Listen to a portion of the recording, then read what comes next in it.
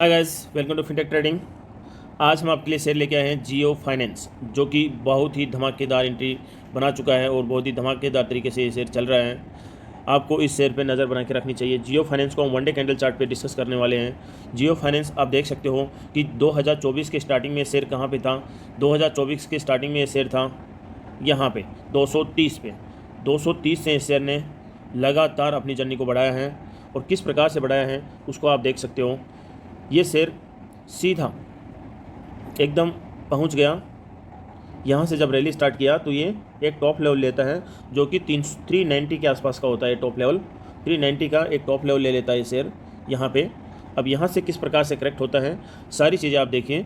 और जियो financial services आपको पता है एक लार्ज कैप कंपनी है और इसके बहुत ही एम्बिशियस प्लान है। ये चीज़ें आपको पता है कि एम्बिशियस प्लान्स क्या क्या हैं, सब चीज़ें हम डिस्कस करेंगे। अभी इसके क्या लेवल्स रहने वाले हैं। अभी ये शेयर 225 से लेके 390 तक इस शेयर ने दौड़ लगाई है।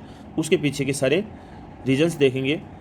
आप हमारे चैनल पे फर्स्ट टाइम विजिट करो तो प्लीज़ चैनल को सब्सक्राइब कर लीजिए, वीडियो को लाइक कर दीजिए, जिससे कि आपको जो भी अपडेट है वो सारी मिलती रहे और हमें भी बेनिफिशियल, हमारा मोटिवेशन अप रहे। देखो ये शेयर 225 से सीधा यहाँ पे चला जाता है, यहाँ पे चला जाता है। इसका मतलब 225 से 390, मतलब बहुत अच्छा खासा इसने यहाँ पे रनअप लिया। रनअप लिया तो ऐसा नहीं है कि कोई भी शेयर ऐसे ही रनअप लेता रहेगा, उसके बाद में उसमें साइडवेज या डाउनफॉल, कंसल्टेशन या डाउनफॉल थोड़ा बहुत आएगा ही आएगा। तो हमारा कॉन्सेप्ट क्या है? हमारा कॉन्सेप्ट है भागते को नहीं पकड़ना है, गिरते को नहीं पकड़ना है। आपको इस रैली में आपने नहीं पकड़ा होगा तो मेरे हिसाब से मैं आपको अच्छा मानता हूँ। मेरा कॉन्सेप्ट यही बोलता है। और गिरते में भी नहीं पकड़ना है। लेकिन कंसोलिडेशन क्या है, इस शेयर में थोड़ा सा करेक्शन आता है और उसके बाद में ये शेयर चला जाता है कंसोलिडेशन फेज में। अभी ये शेयर एकदम कंसोलिडेशन फेज में ही काम कर रहा है। यहाँ पे इस शेयर को आप आराम से भर भर के खरीद सकते हो। यदि इसके बाद में ये शेयर गिर भी जाता है तो आपकी कोई गलती नहीं है, आपने कंसोलिडेशन में शेयर को पकड़ा है। और कंसोलिडेशन भी छोटा बड़ा नहीं है, कंसोलिडेशन भी छोटा बड़ा नहीं है। ये देखो कि कंसोलिडेशन आप देखना चाहो तो यहाँ से अप्रैल से लेके अभी तक सितंबर लास्ट तक, यानी 4-5 महीने का इसका कंसोलिडेशन हो चुका है। तो शानदार कंसोलिडेशन हो चुका है। तो यहाँ पे आप इस शेयर को पकड़ सकते हो। जैसा कि अभी ये शेयर यदि आगे की तरफ बढ़ना है तो इसका सबसे पहले जो रेसिस्टेंस आएगा वो 370 का आएगा। 370 का एक रेसिस्टेंस इसके पास में आएगा। उसको यदि अच्छे से क्रॉस कर लेता है तो 390 के ऊपर निकलते हुए धमाकेदार एंट्री 500 की तरफ आपको बढ़ता हुआ नजर आएगा।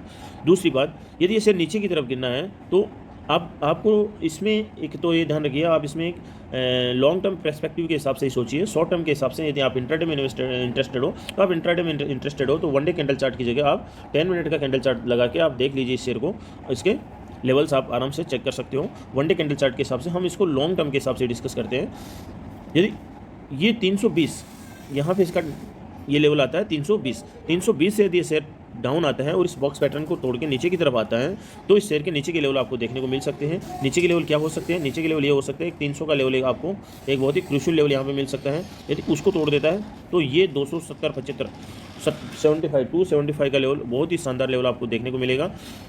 तो आप इसमें बने रहिए। मेरे हिसाब से इस बॉक्स पैटर्न में आपको बहुत ही अच्छा मौका है। इस बॉक्स में जब तक ये शेयर है तब तक खरीदने का बहुत अच्छा मौका है। और आपको पता है ये शेयर देखो अभी बॉक्स में चलते हुए यहाँ पे यहाँ बॉटम क्रिएट करते हुए अभी अपसाइड ट्रेंड में ये मूवमेंट देने वाला है। और आने वाले दिनों में हो सकता है इस लाइन के ऊपर ये चला जाए और यहाँ पे आते आते ये इसको तोड़ दे। यहाँ पे इस जहाँ मैं क्रॉस बना रहा हूँ यहाँ पे आते आते इस बॉक्स पैटर्न को तोड़ के इससे बाहर निकल जाए और फिर ये शेयर आपके हाथ ना लगे। आप इसको हमेशा एक दो में हमेशा खरीदते रहे ताकि आपको लोअर साइड में, अपर साइड में, हम हर जगह आपको एंट्री बनती रहे। बाकी शेयर के फंडामेंटल्स हम डिस्कस कर लेते हैं। शेयर के फंडामेंटल्स बहुत शानदार है जियो फाइनेंस के। हो सकता है जियो फाइनेंस के फंडामेंटल्स में आपको देखो इसमें एक पी रेशियो होता है। पी रेशियो बहुत ही शानदार चीज़ होता है। पी रेशियो में ये बताता है कि आपको 1 रुपये कमाने के लिए कितने रुपए लगाने पड़ेंगे। तो पी रेशियो के हिसाब से शेयर थोड़ा सा महंगा साबित होगा, लेकिन माल अच्छा है, सोना खरा है तो महंगा भी चलेगा। पीबी रेशियो के हिसाब से 1.6 है, लेकिन आरओई के सफिशिएंट आंकड़े हमारे पास में अवेलेबल नहीं है। इसने रिटर्न एक साल में 45% दिया है।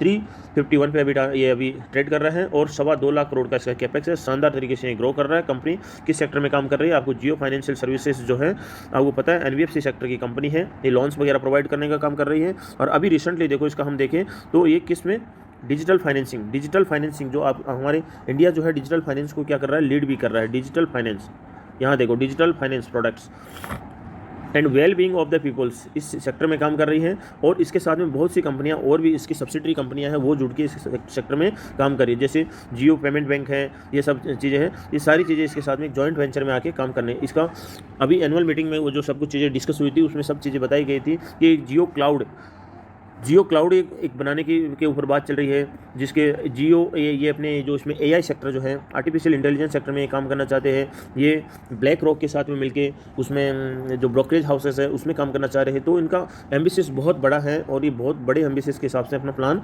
एग्जीक्यूट करने में लगे हुए हैं। बाकी इसमें रेवेन्यू साइड्स में हम देखें तो इंटरेस्ट भी है, कमीशन में इसका डिस्ट्रीब्यूशन है, लोकेशन इसका प्योर इंडिया में है। फाइनेंशियल्स में देखें तो इसके ऊपर कोई भी डेट नहीं है, जिसे पॉजिटिव पॉइंट। एंड क्वार्टरली देखें तो भी कोई भी डेट नहीं है और प्रॉफिट और रेवेन्यू लगातार अर्न कर रहे हैं। Sales, operating profit and net profit में देखें तो कुछ ग्रीन कुछ रेड, लेकिन बहुत ज़्यादा नहीं है।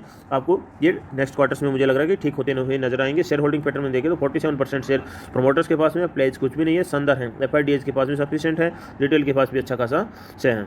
बाकी मेरे हिसाब से इसमें बाइंग एंड सेलिंग की कोई राय नहीं है, लेकिन आप अपना डिसीजन बनाइए, आप अपनी स्टडी खुद कीजिए, उसके बाद में आप इसमें एंट्री बनाइए।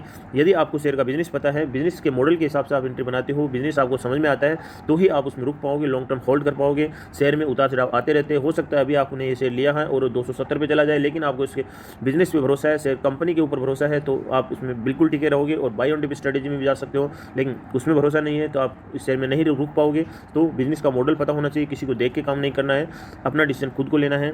और अपनी स्टडी, अपने बैलेंस शीट देखिए, इसकी शेयर पे डेट कितना है, शेयर की अभी क्या क्या है, कहाँ से जॉइंट वेंचर्स इसके आ रहे हैं, सारी चीज़ें देखिए, उसके बाद में आप एंट्री बनाइए। बाकी वीडियो देखने के लिए thank you, thanks a lot.